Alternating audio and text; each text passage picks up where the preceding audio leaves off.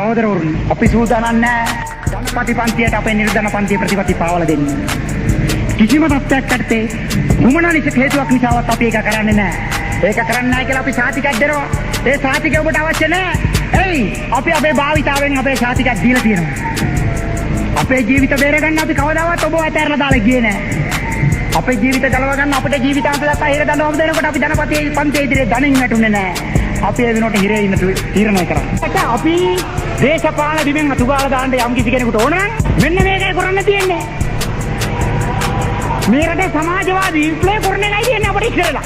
එහෙම නැතුව අනේ මලේ ඔය සෙල්ලම නම් කරාට වැඩක් වෙන්නේ නැහැ. රට ප්‍රශ්න විසඳන්න බැරි වෙනකොට උඹලා විසින්ම ඉදිරිපත් කරන විකල්පයක් එක්කෝ සදාකාලික වහල්භාවය නැත්නම් ජීවිත පිදීම කියලා. සදාකාලික වහල්භාවයට වඩා බොහෝ දෙනා කැමති වෙනවා ජීවිත පිදීම තෝරගන්න. එකෙක් මරනකොට 10ක් උපදිනවා.